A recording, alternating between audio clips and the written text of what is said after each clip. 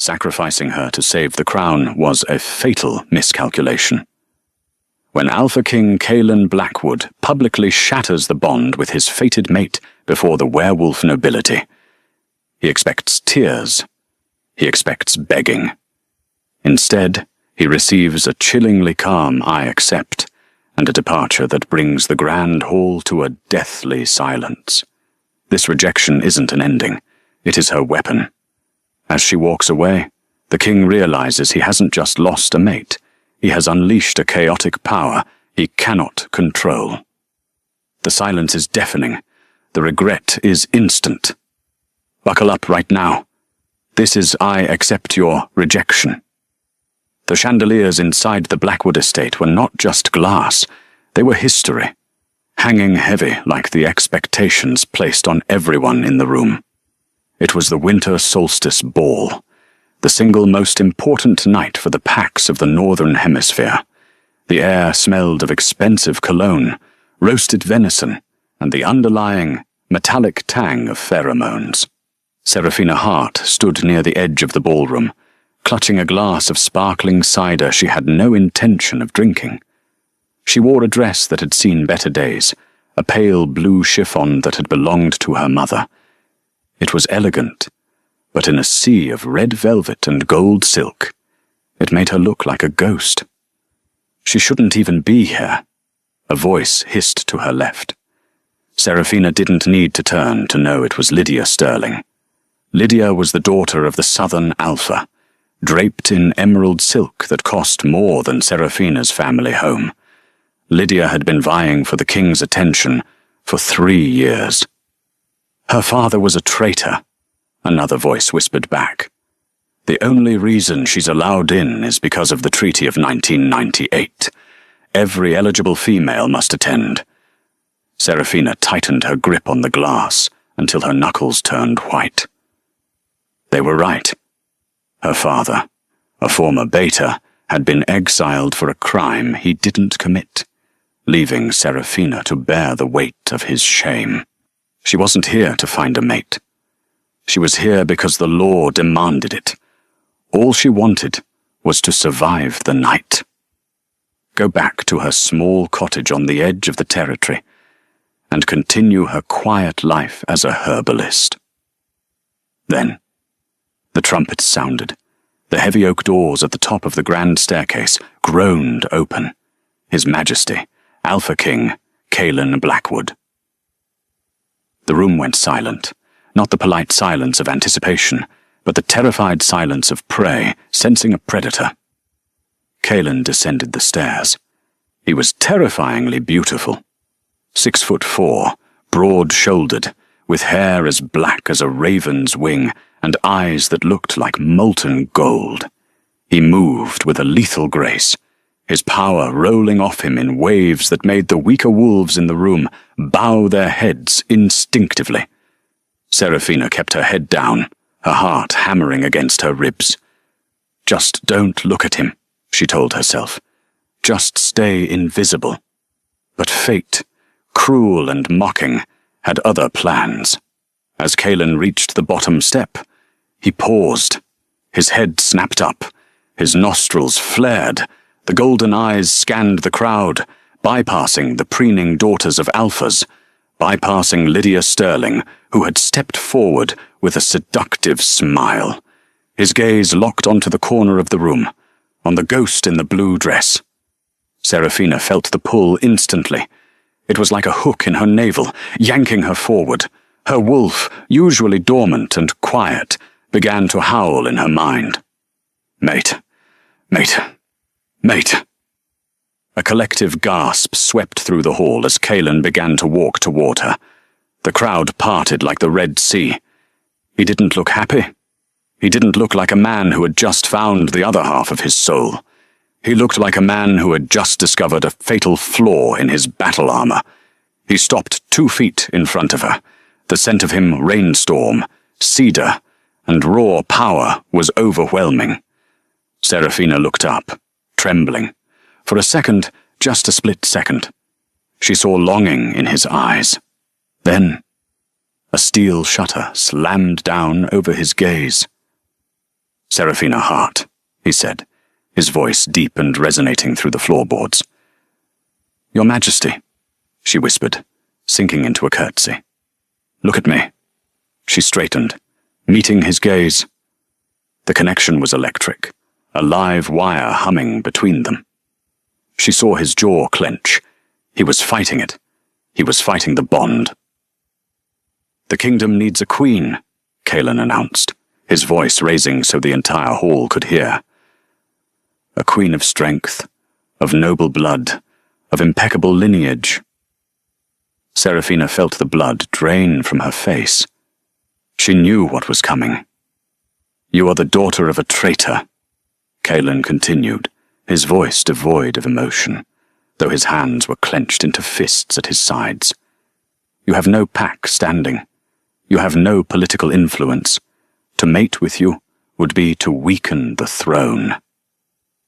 Lydia Sterling let out a small, cruel laugh from the sidelines. Kaelin took a step closer, leaning down so only she could hear the next part, though the silence in the room was so profound that even a pin drop would have sounded like a gunshot. "I cannot afford weakness, Serafina. Not now. Not with the wars brewing in the east." He straightened up and declared, "I, Kaelin Blackwood, Alpha King, reject you, Serafina Hart, as my mate and queen." The pain hit her like a physical blow. It felt as if someone had reached into her chest and crushed her heart.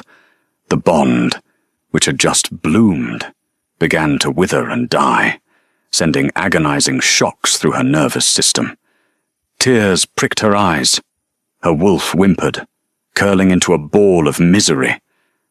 Everyone watched, waiting for the breakdown. They waited for her to fall to her knees, to beg, to scream, to plead with him to reconsider. That was the script. That was what rejected wolves did. They broke. Kaelin watched her, his face a mask of stone, though a bead of sweat rolled down his temple. He was waiting for it too. He needed her to break so he could justify this cruelty to himself. Serafina took a breath. It was a shaky, ragged thing. She looked at Kaelin, really looked at him. She saw the fear behind the arrogance. He wasn't rejecting her because she was weak. He was rejecting her because he was afraid of how much he wanted her. He was a coward, wrapped in a king's cloak. And suddenly, the pain turned into something else. It turned into ice. Serafina's tears evaporated. Her spine straightened.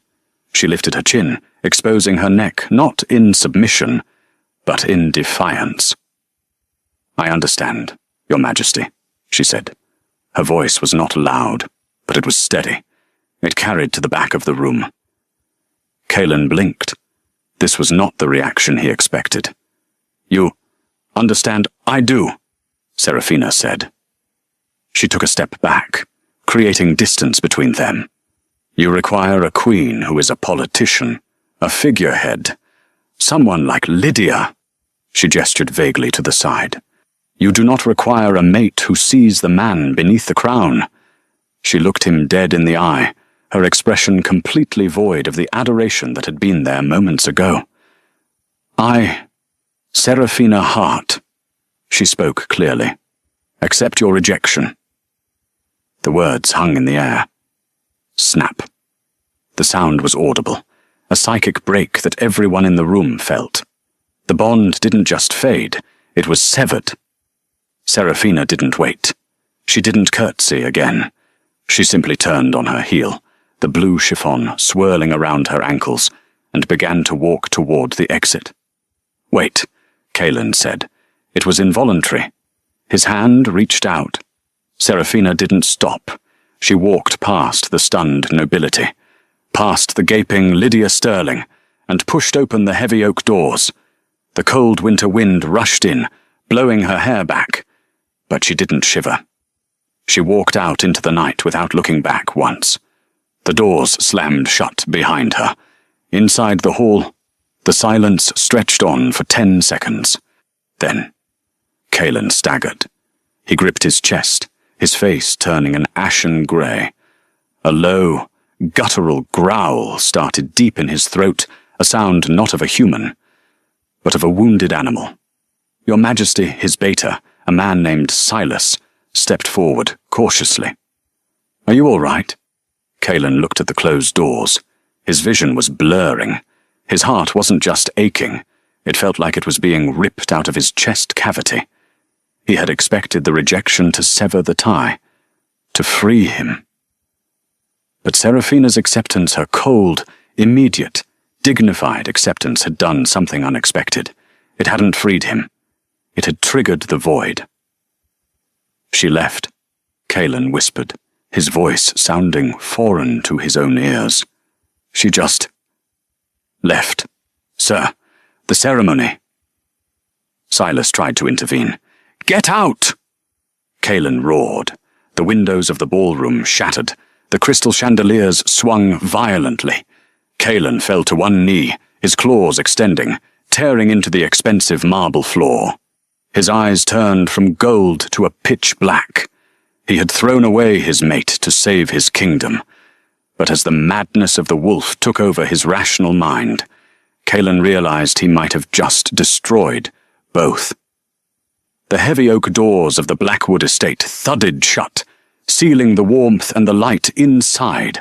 Outside, the world was a monochrome nightmare of grey snow and black, jagged trees. Seraphina didn't run. Running was for prey, and she had decided, in that split second inside the hall, that she was done being prey. She walked to the valet stand, her breath pluming in the freezing air. The valet. A young wolf named Toby, who had gone to high school with her, looked at her with wide, terrified eyes. He had heard the glass shatter inside. He could smell the ozone of the Alpha's rage leaking through the cracks in the masonry. "My car. Please, Toby," Seraphina said. Her voice was steady, but her hands, hidden in the folds of her blue chiffon dress, were shaking so violently she had to clench them into fists to stop the spasms. Seraphina," Toby stammered, fumbling for the keys on the rack. Did he just... "The keys. Toby." He handed them over. They were cold metal, biting into her palm. Her car was a rusted 2008 Volvo sedan, a stark, embarrassing blemish amidst the lineup of sleek Mercedes and Bentleys owned by the pack nobility. She didn't care. She unlocked the door, slid into the cracked leather seat, and turned the ignition. The engine coughed, then roared to life. As she pulled away from the estate, the adrenaline that had held her spine straight finally evaporated. The pain hit her all at once. It wasn't just emotional, it was biological. A rejected mate bond feels like a phantom limb amputation. Her chest burned. Her wolf was howling in the back of her mind, scratching at the mental walls, demanding they go back, demanding they submit, demanding they fix it. "No," Seraphina grit out loud, gripping the steering wheel until her knuckles popped. "We do not go back." She drove fast, the tires skidding slightly on the icy tarmac of the mountain road. She needed to get to the safe zone. She needed to get to the cottage. But as she checked her rearview mirror, she saw it. Not a car following her, but a shadow, a feeling. The connection to the pack, the telepathic web that linked all wolves to their alpha, was fluctuating, usually. It was a steady hum in the back of her head. Now, it was screaming. Kalen was screaming. Back inside the grand hall, the winter solstice ball had descended into a war zone. King Kalen was on his knees. The marble floor beneath him had cracked in a spiderweb pattern, unable to withstand the pressure of the aura pouring out of him. The void is a legend among wolves, a state of madness that consumes an alpha who rejects a true fated mate. It's nature's way of punishing arrogance. "Clear the room," Silas roared, shoving a sputtering duke toward the exit. "Everyone out now." Lydia Sterling, however, hadn't moved. She stood 10 feet away from the kneeling king, her emerald dress pristine, her face a mask of calculated concern. She saw this not as a tragedy, but as an opportunity. A vulnerable king needed a nurse. A broken man needed a crutch. "Kaelin," she cooed, taking a step forward. "It's okay. She wasn't worthy. You did what you had to do for us. For the crown." Kaelin's head snapped up. His eyes were no longer golden. They were entirely black, the iris and pupil swallowed by the darkness of the wolf. He didn't see Lydia. He didn't see a woman or an ally. He saw an obstacle. He heard the sound of her voice, and it grated against his ears like sandpaper, because it wasn't her voice. "Get out," Kaelin growled. The sound was so deep it rattled the silverware on the buffet tables. "I'm not leaving you," Lydia said, feigning bravery. She reached out to touch his shoulder. "I can help you through the shift.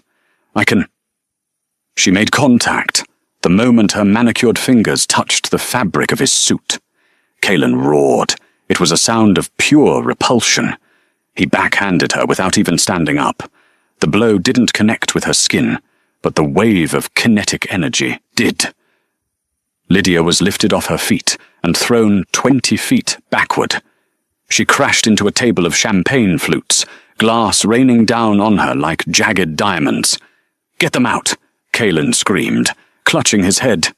"The silence make it stop." Silas grabbed 2 guards. "Tranquilizers get the ketamine doses. The king is going rogue." Kaelin wasn't going rogue. He was dying. In his mind, he was reaching for the bond, reaching for Serafina, trying to feel her fear, her sadness, anything. But there was nothing, just a flat, grey static. She had meant it. She had accepted the rejection. She had closed the door. And for the first time in his life, Kaelin Blackwood, the most powerful predator on the continent, felt true, suffocating panic. Serafina reached her cottage 40 minutes later. It sat on the edge of the Blackwood territory, bordering the neutral human lands. It was a small, drafty place, filled with drying herbs and old books. She stumbled through the front door, kicking off her heels. She went straight to the kitchen sink and splashed freezing cold water on her face. Breathe. Just breathe. She had to pack. She had to leave the territory. Kaelin had rejected her, which meant she was technically rogue now. She had no pack protection. Once the madness settled, he might see her as a loose end. Or worse, the other noble families, like the Sterlings, would come to finish the job to ensure she never returned. She ran to her bedroom and dragged a suitcase from under the bed. She threw in jeans, sweaters, her passport. Then she heard a sound that made her freeze. Click. The sound of a gun safety being switched off. Serafina spun around. Sitting in the armchair in the corner of her dark bedroom was a figure, a man. He was dressed in a sharp charcoal suit, totally out of place in her rustic cottage. He held a suppressed pistol loosely in his right hand, resting on his knee. "Going somewhere?" "Miss Hart?" the man asked. His voice was smooth, cultured, British. Serafina's claws extended instinctively. "Who are you? If Lydia sent you." "Lydia Sterling," the man scoffed. "Please, I don't work for amateurs." He stood up, tucking the gun into a shoulder holster. He was older, perhaps in his 50s, with silver-streaked hair and a face that looked like it was carved from granite. He reached into his pocket and pulled out a business card, flicking it onto the bedspread. Serafina glanced at it. It was thick, cream-coloured cardstock. No logo, just a name and a number. Arthur Sterling. Private counsel. Sterling. Serafina hissed. "You are one of them. By blood. Yes. By loyalty hardly." Arthur said, "I am the estranged uncle, The one the family doesn't talk about because I chose law over pack politics. And I am here because of your father." Serafina paused, her hand hovering over her suitcase. "My father is dead. He died in exile." "Your father," Arthur corrected, "is very much alive, and he has been waiting for this night for 20 years. The world tilted on its axis. Serafina grabbed the bedpost to steady herself. "That's a lie.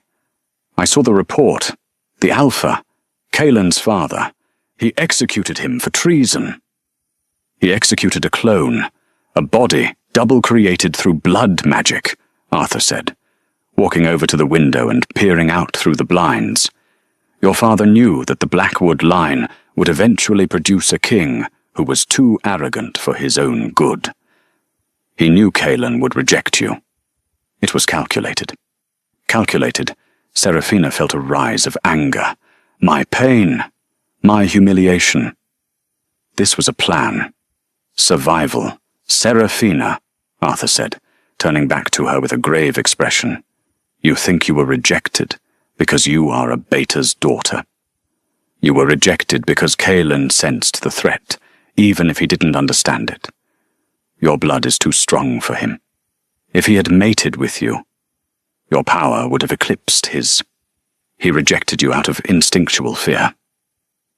Arthur checked his watch. "We have 5 minutes before the king's enforcers get here.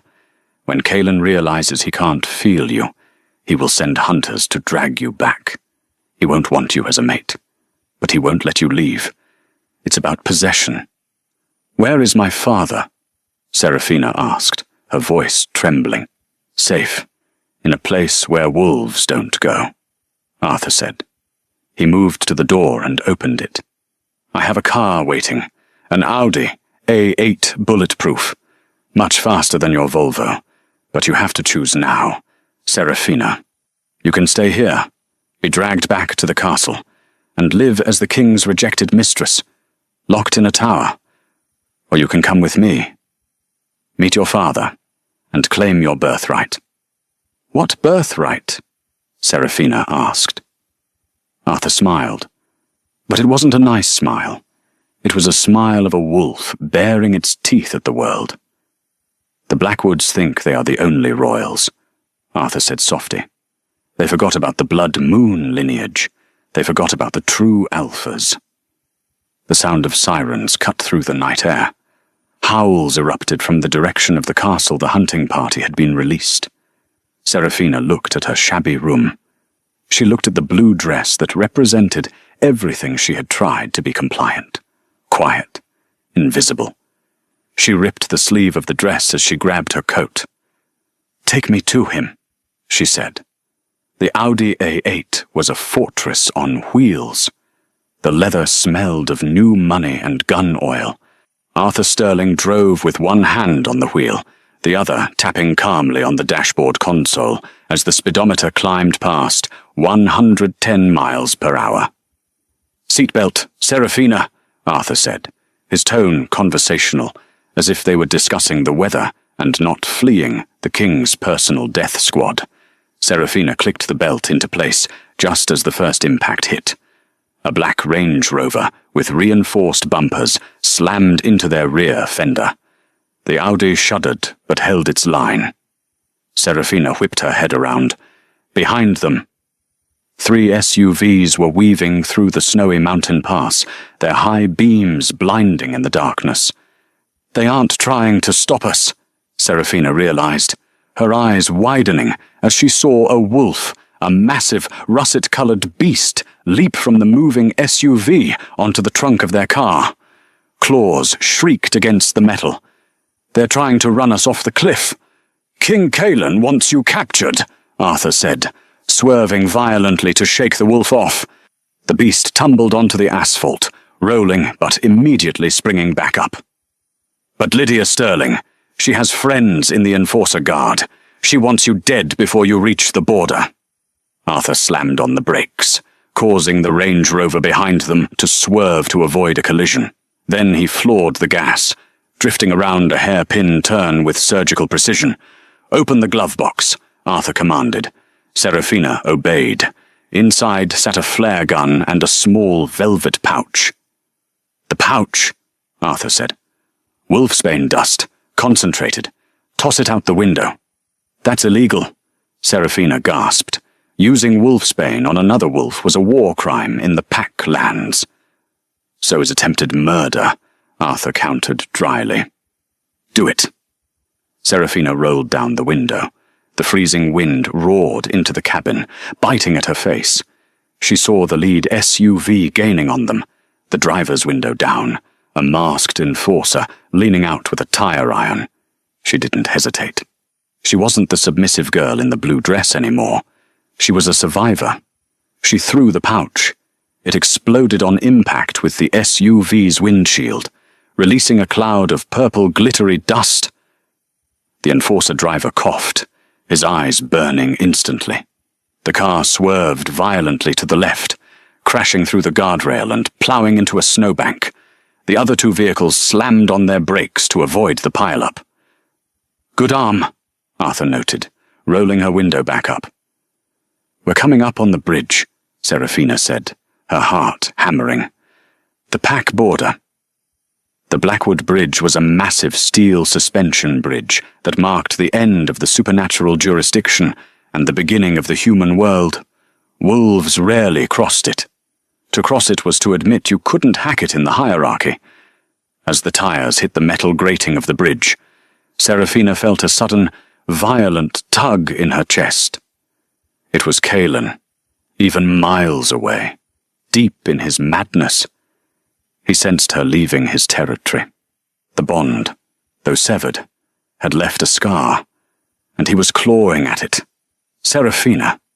His voice echoed in her mind, not a request, but a command that vibrated in her teeth. It was filled with rage, confusion, and a terrifying, possessive hunger. "Stop," she gasped, clutching her head. "He's in my head." "Focus on me," Arthur said sharply. "He is an alpha. You are a beta female.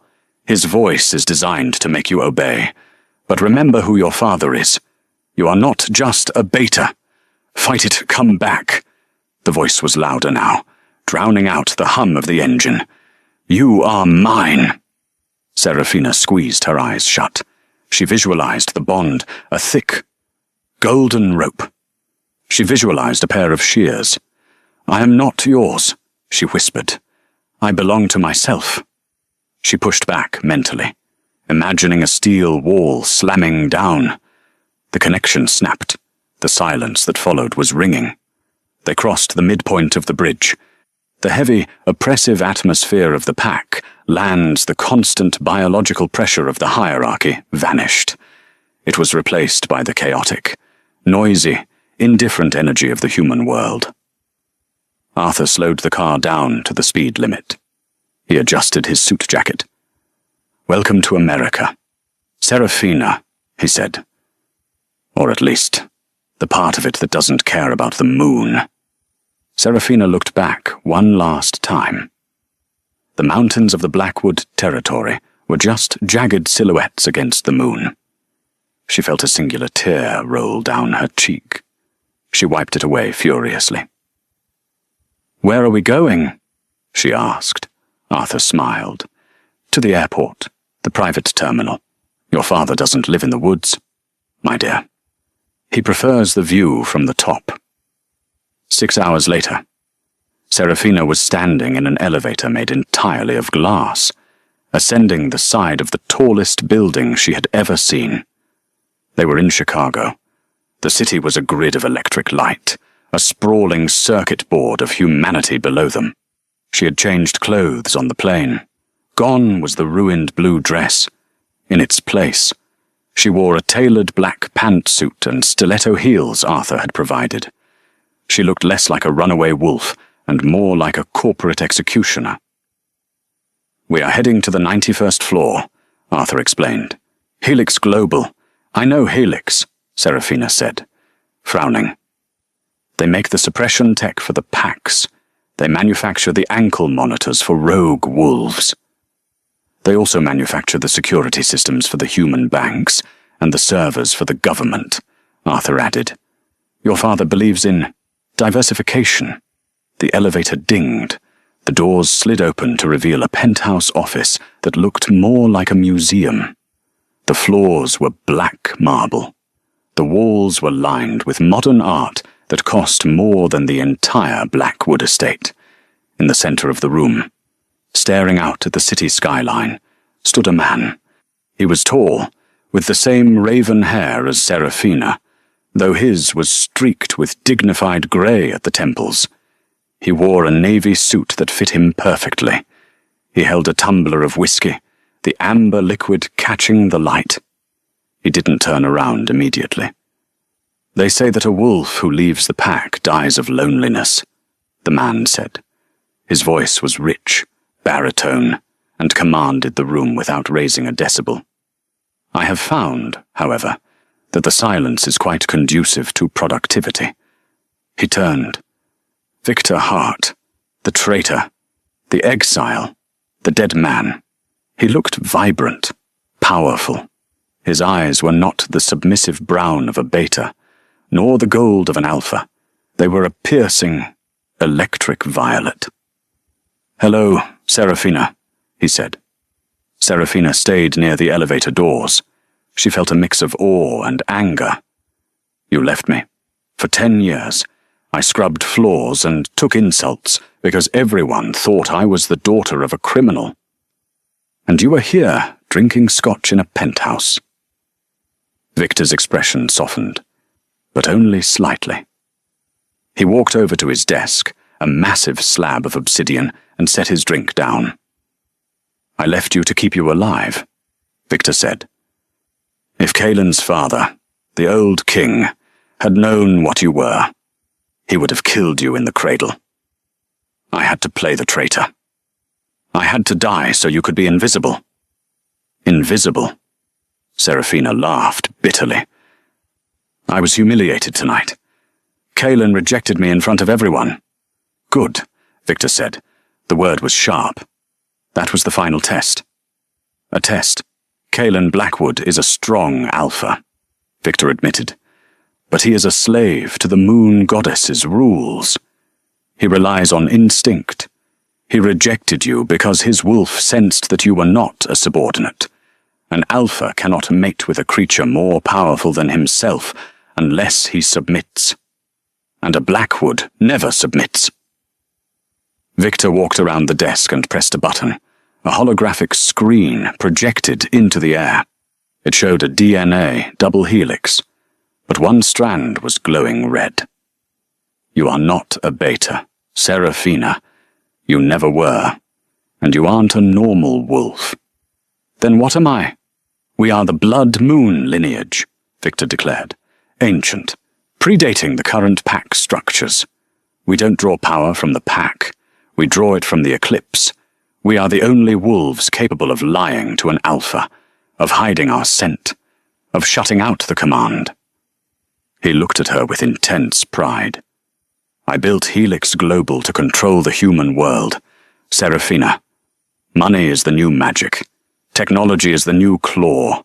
The packs are stuck in the dark ages, fighting over territory in the woods. I own the satellites that watch them. Victor extended a hand. Kaelin rejected you because he wanted a queen who would sit quietly by his throne. I am offering you something else. I am offering you the chance to buy his throne out from under him. Seraphina looked at her father's hand. She thought of Kaelin's face when he rejected her. The arrogance, the pity. She realized she didn't want him back. She wanted him to kneel. She stepped forward and took her father's hand. Where do we start? She asked. Meanwhile, at the Blackwood estate, the sun was rising over a scene of devastation. The grand hall was a ruin. Curtains were shredded. Tables were overturned. King Kaelin sat on the steps of the dais, his head in his hands.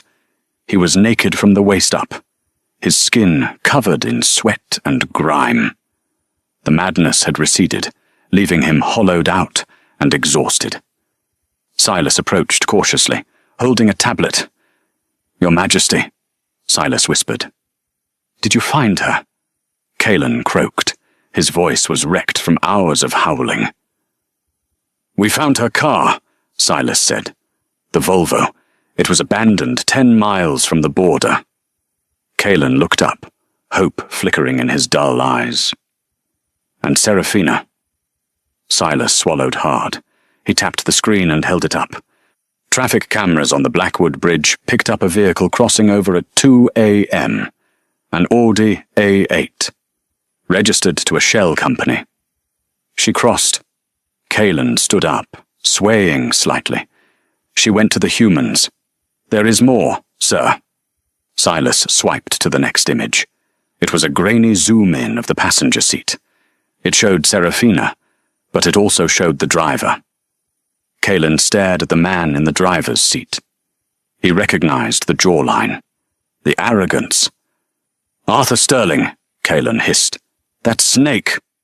"And—" Silas hesitated. "We received a transmission 20 minutes ago.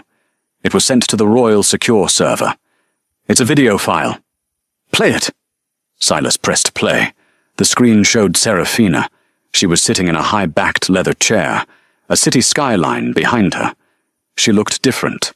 Her hair was slicked back. Her eyes were cold. "Your Majesty," the video Serafina said. Her voice was crisp, lacking any tremble.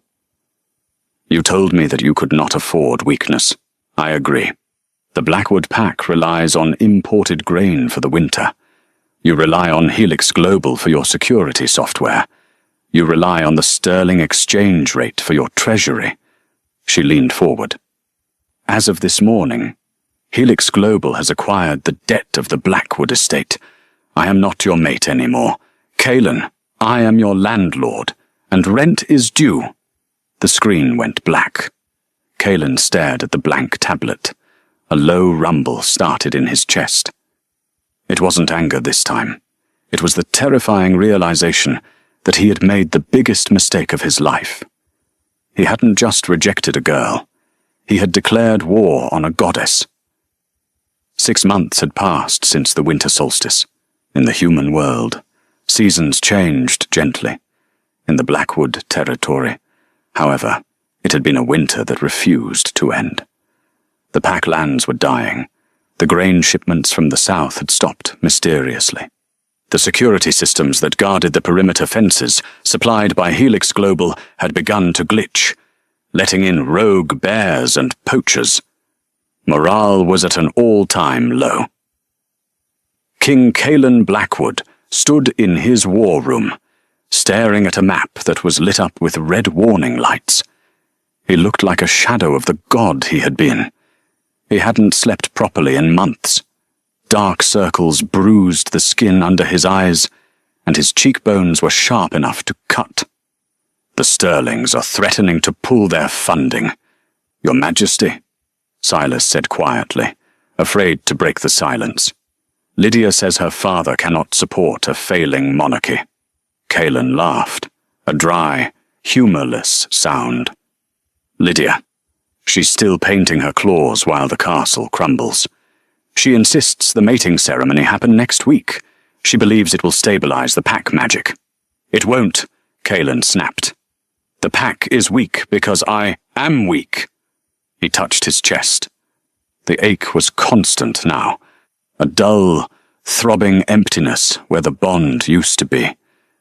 Every night, he dreamed of blue chiffon.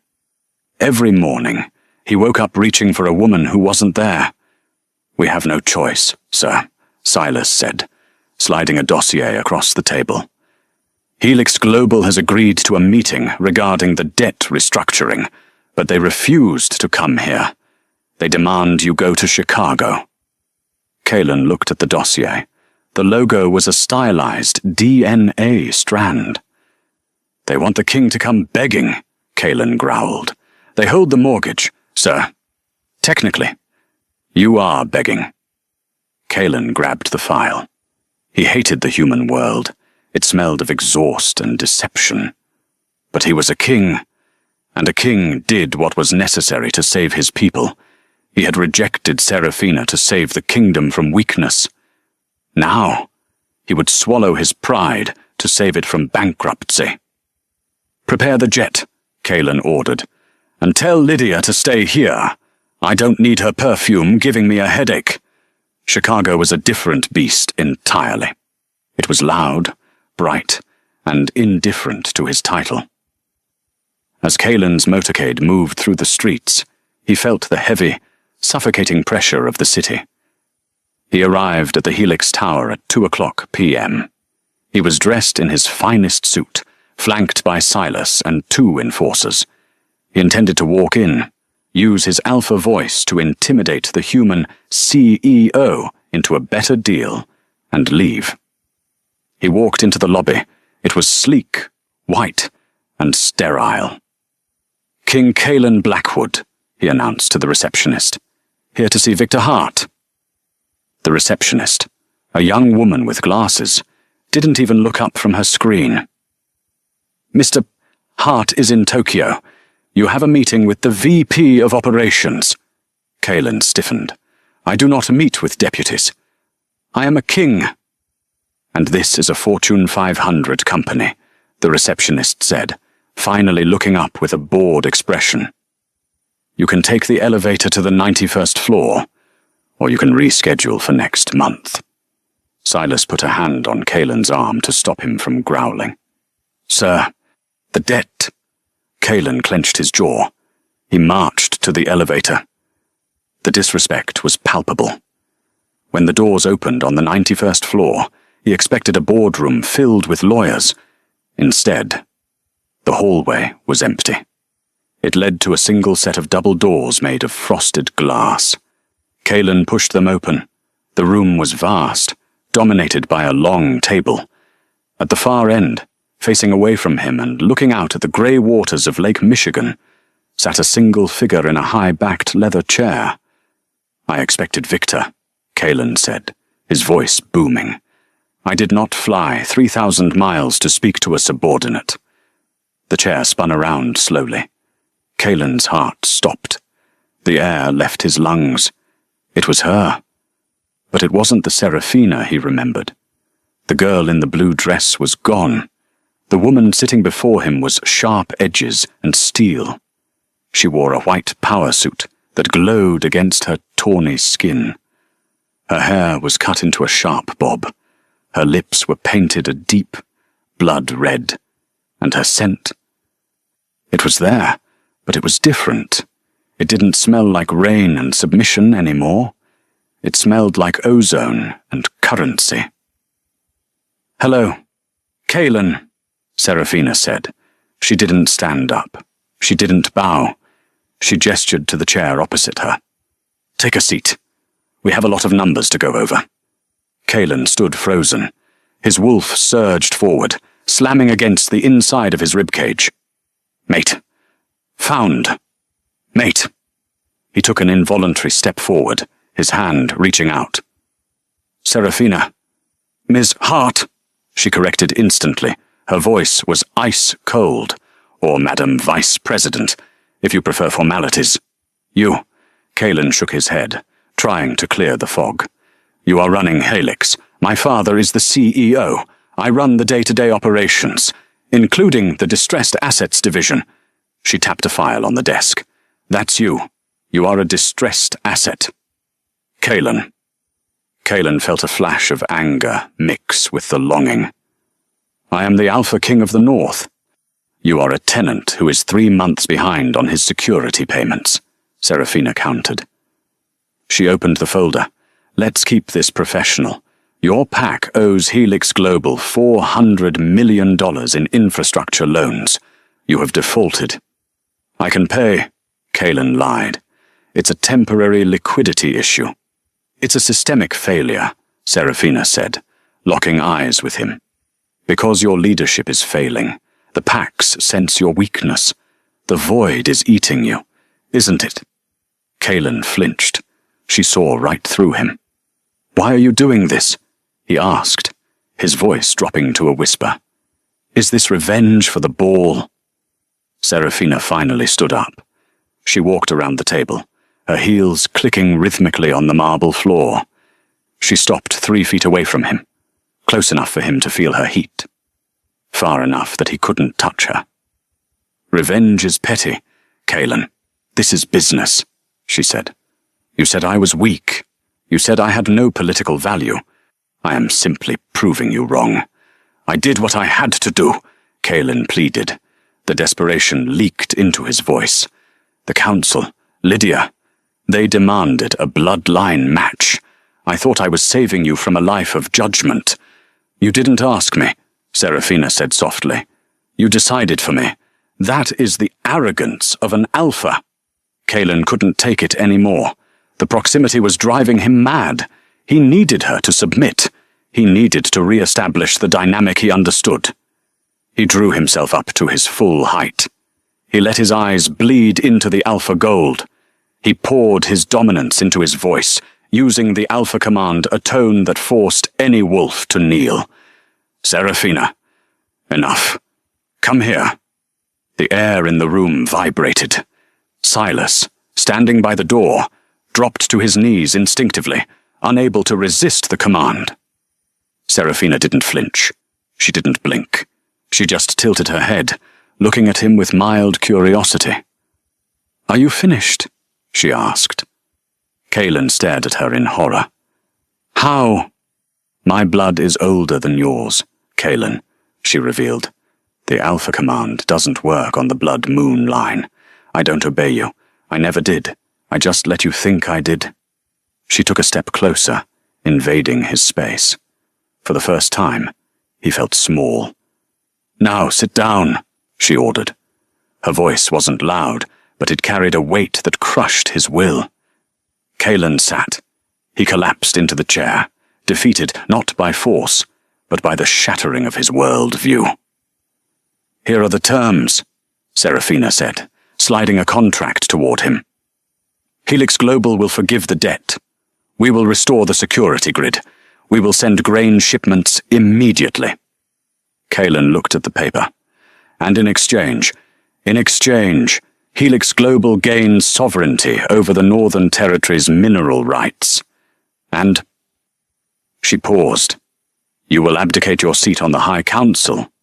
You will remain king of your pack, but you will answer to a governor appointed by Helix." "You want me to be a puppet?" Kaelin whispered.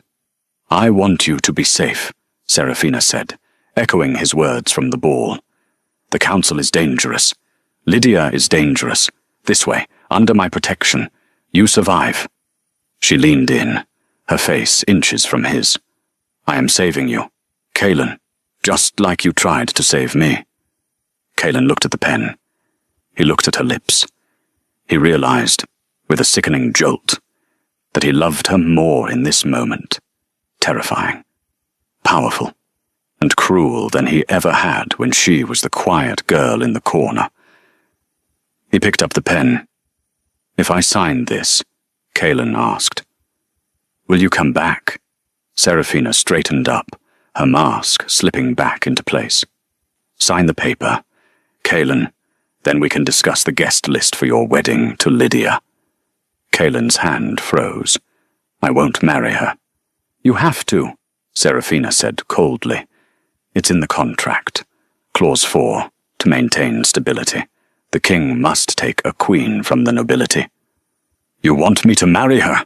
Kaelin roared, standing up again. "After everything, I want you to be miserable," Seraphina thought. But she didn't say it. Instead, she smiled. "I want you to honor your word. You wanted a political match. I am ensuring you get one. Sign it." Kaelin signed. He pressed the pen so hard the tip snapped. "Done," he spat. "Pleasure doing business with you," Seraphina said, picking up the contract. "Silas, please escort the king out. I have a conference call at 3:00. Kaelin walked to the door. He paused, his hand on the handle. He didn't turn around. "You win, Seraphina," he said. "But know this. The void isn't just killing me, it's killing the bond. If I marry Lydia, the bond snaps permanently. Is that what you want?" Seraphina stood by the window, her back to him. Her reflection in the glass showed a single crack in her composure. Her eyes were shimmering. "Goodbye, Kaelin," she whispered. He left. As the doors closed, Serafina collapsed into her chair. She pressed the intercom button. "Dad, I'm here, Serafina." Victor's voice came through. "He signed," she said, her voice trembling. "He's going to marry Lydia." "Phase 1 is complete," Victor said. "Now, dry your tears. The wedding is in 2 weeks, and we are going to crash it." The wedding of King Kaelin Blackwood to Lydia Sterling was not a celebration. It was a coronation of misery. The Blackwood estate had been repaired, but the scars of the solstice ball were still visible in the mismatched stonework. The guest list was a who's who of the werewolf elite. Alphas from the southern, eastern, and western packs were in attendance. They whispered among themselves, sensing the wrongness in the air. The groom looked like a man walking to the gallows. The bride looked like a cat who had finally caught the canary and intended to eat it slowly. Kaelin stood at the altar. He wore the ceremonial gold sash of the king, but it felt heavy, like a chain. The void was a dull roar in his ears now, a constant headache that blurred his vision. He kept waiting for a miracle. He kept waiting for her. But Serafina had made her choice. She had chosen revenge over love. Lydia walked down the aisle. Her dress was magnificent, a cascading waterfall of white lace and diamonds. She smiled at Kaelin, her eyes gleaming with triumph. "You look handsome, my king," she whispered as she reached the altar. "Let's just get this over with," Kaelin muttered. The high priest, an ancient wolf with clouded eyes, raised his hands. "We are gathered here under the eyes of the moon goddess to unite these 2 bloodlines." "I object," a voice rang out. It wasn't a shout. It was a calm, amplified statement that cut through the priest's droning like a knife. The heavy oak doors at the back of the cathedral swung open. Serafina stood there, but she wasn't wearing a suit. She was wearing a dress of midnight blue velvet, so dark it looked black, embroidered with silver thread that seemed to glow in the dim light. She wore a crown not of gold, but of woven obsidian and moonstone, and she wasn't alone. Behind her stood 50 men and women in tactical gear, armed not with swords, but with assault rifles loaded with silver bullets. "Serafina," Kaelin breathed, his heart kick-starting in his chest. "Guards!" Lydia shrieked, her mask falling instantly. "Kill her, she's a rogue." "Stand down," Serafina commanded. She didn't raise her voice, but every guard in the room froze. She held up a hand, and a hologram projected from her wrist, filling the air above the altar. It was a video recording. The footage was grainy, taken from a hidden camera. It showed Lydia Sterling standing in a dark alleyway, handing a briefcase of cash to a rogue wolf. "The poison must be slow," the recorded Lydia said. "I want Kaelin weak enough that he relies on me, but not dead. And make sure the blame falls on Serafina's father. Plant the evidence." The crowd gasped. The alphas in the front row stood up, growling. Lydia turned pale. "It's a fake A deepfake. She's using human technology to lie to you." "Is it?" Serafina walked down the aisle, the sea of guests parting for her. "Then why does your scent spike with fear? Lydia? Why can everyone in this room smell the betrayal on you?" Serafina reached the altar. She looked at Kaelin. "I told you I was saving you," she said softly. "I had to let you get this close to the altar to flush her out. I needed her to believe she had won so she would get careless." Kaelin stared at her, the pieces falling into place. You didn't leave because you hated me. You left to build an army. I left because I wasn't strong enough to protect you then," Serafina said. She reached up and cupped his cheek. But I am now. Lydia screamed, her face contorting into a muzzle as she shifted mid-leap, aiming for Serafina's throat. Bang! A single shot rang out, not from the guards, but from Serafina. She hadn't even looked. She had drawn a small silver pistol from the folds of her dress and fired. Lydia crumpled to the floor, a silver bullet in her shoulder. She howled in pain, shifting back into human form, clutching her bleeding arm. "Take her away," Kalen ordered, his voice returning to its full alpha power. The void in his head vanished instantly, replaced by the warm, brilliant light of the bond snapping back into place. Enforcers dragged a screaming Lydia out of the cathedral. Kalen turned to Serafina. He dropped to his knees, right there in front of the alphas, the cameras, and the goddess. "Serafina," he said, his voice thick with emotion. "I rejected you. I broke you. I don't deserve this. I don't deserve you." "No, you don't," Serafina agreed, a small smile playing on her lips. "You were an idiot, Kalen. You thought love was weakness. You thought a title made you a king." She leaned down, bringing her face level with his. "But you are learning. And lucky for you, I'm not just a queen. I'm an investor. And I see potential in you." She pulled him up. Kalen didn't hesitate. He kissed her. It wasn't a polite wedding kiss. It was a collision. It was 6 months of hunger, rage, and regret pouring into a single moment.